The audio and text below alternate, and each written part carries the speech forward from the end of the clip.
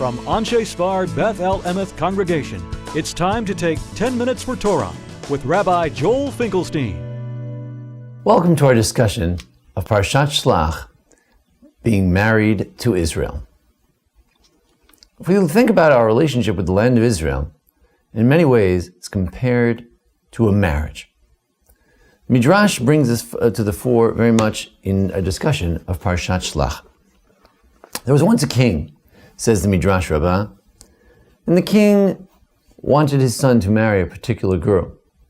He said, "Well, father, I'd love to marry that girl, but I'd like to just see her first," which seems like a reasonable request. The king brings the girl to the man, and he says, "But since you didn't trust me, I'm not going to give this bride to you. You should have trusted that if I selected a bride for you, it would be the proper one." So too says the Midrash that the Jewish people turned to God and said, "Oh, so we're going to be married to the land of Israel. We'd like to just see the bride first before the wedding. We'd like to see the land of Israel." And God says, "Sure, go ahead, go see it." We went to see it. And when we came back, God said to us, "You know what? If you didn't trust me that it was the land flowing with milk and honey, then indeed you're not worthy of this particular wedding." Rabbi Soloveitchik says indeed it was permitted. It was perhaps advisable that the Jewish people go and see the bride, because the Gemara says in Kiddushin that Asur la'adam l'kadesh isha ad she'yirena. A person should not marry and betroth a woman until he has seen her. But perhaps they'll come to hate each other. So just to make sure the shidduch, the match, works out well, it's good to see the bride first. And therefore, in fact, they went and they saw the bride. Our relationship with the land of Israel is a relationship with a bride. It's a loving relationship. In fact, what was the sin of the spies? What did they do wrong? After all, they went and they saw that there were problems with the land of Israel. It was difficult. It was a difficult place to conquer. What was the terrible thing about these spies and the aftermath of it that it led to the Jews wandering in the desert for 40 years? So the Akedat Yitzchak, or Yitzchak Arama, says it was particularly the fact that they didn't like the bride, so to speak. The fact that they didn't seem to love Israel. They weren't striving for Israel. They weren't longing to go to Israel. As a matter of fact, it says right here that your children, God says to Moshe, your children who you said that, oh no, they're going to die in the desert, he says, they will see the land of Israel. I will bring them and they will see the land, asher ma'astem bah, that you despised. You looked down at it. You looked at it as something disgusting. That's your attitude toward the land of Israel. And in fact, in the book of Tehillim, there we find it says that Vayimasu ve'eretz chemda, that the Jewish people, they in fact despised the land of Israel. They despised a land which should be chemda. It should be desirable. It should be something we're longing for. We're pining away for the land of Israel. Instead, Vayimasu, they despised it. Lo avitem lalot, you refused to go up. That was what was the problem. There on the commentaries in Tehillim Kuvav 106, the Rashi and Ibn Ezra debate, was it they spoke slander, lashon hara, against the land of Israel? They spoke against the bride?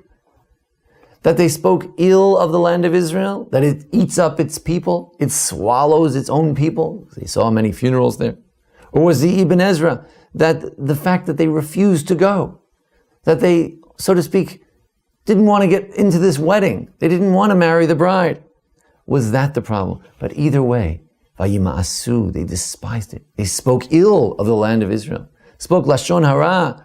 We know the Rashi that the juxtaposition of Miriam speaking slander against her brother is juxtaposed to the Parsha where the Jews speak slander against their bride, against the land of Israel.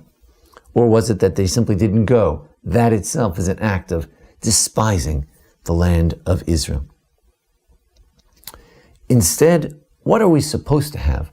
What is supposed to be our attitude toward the land of Israel? Well, what's an attitude we should have toward a bride? And that is, have someone that you love, you kiss them, you love them. And in fact, Rabbi Abba, the great rabbi in the Talmud, in Ketubot 112a, Kuf Yud Bet Amud Aleph, he says, Menashek Kifei Da'aku. When Rabbi Abba was leaving the land of Israel, he sees that he's heading out, and he says, oh no, I'm leaving the land of Israel, I can't take it. So he kissed the port before he left the land of Israel. Other rabbis, Rabbi Hanina, used to fix something before he left. He would do something for the land of Israel before he left the land of Israel. This is the attitude we should have toward the land of Israel. It says in the Tehillim, in the Psalms, that he's so excited. Samachti bomrim li beit Hashem nilech. He's so excited. We're going to the house of God. Our feet they're just waiting to go to the gates of Jerusalem. And he says he could just picture all the tribes going to Israel. And he says, Yehi shalom v'chelech. He's praying for the peace of Jerusalem. L'man achai v're'ah dabana shalom bach. He's looking forward for peace. Avaksha tovlach. He's seeking good for the land of Israel. My father likes to point out, a Jew should always see the good of Yerushalayim kol yimei chayecha. We should always be looking for what's beautiful, what's wonderful about the bride, how we love that bride so much, and what's so wonderful about it. We don't see the other aspects that perhaps others might see. We only should see the good. The sin of the spies, they went and they saw the bride. Instead of looking at her beautiful features and how magnificent she was, they picked on certain things that they noticed while they were there. This is not a good marriage. This is not a good way to relate to the land of Israel. Instead, Rabbi Yehuda HaLevi, the great lover of Israel, the one who was pining away for Israel, he just couldn't wait to see the Carmel, to see the land of Israel. He wished he could have had wings to go to the land of Israel. This is what it means to be the opposite of the spies, to not to hate the bride, but to long for the bride.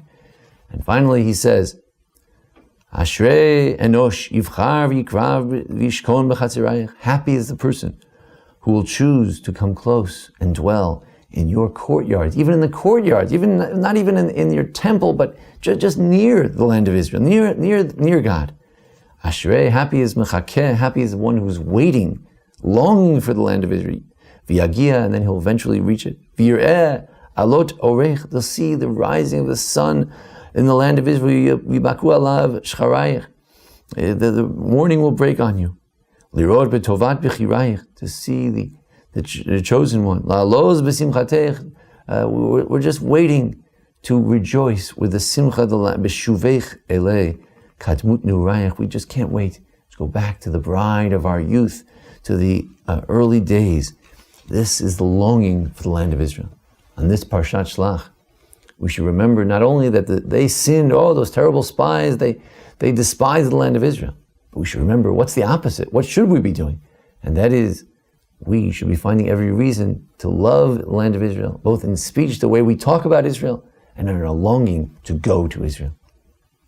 We, the Jews in America, bear a special responsibility to make sure that our living away from the land of Israel doesn't diminish in any way our longing and our love for Israel. We shouldn't in any way be a party to the sin of the spies. We should long to one day join all of our brethren in the land of Israel. Thank you for joining us here today at the Anshe Sfar Beth El Emeth congregation in Memphis, Tennessee. And thank you, Jason Lefkowitz, for making today's presentation possible. Join us again here each time.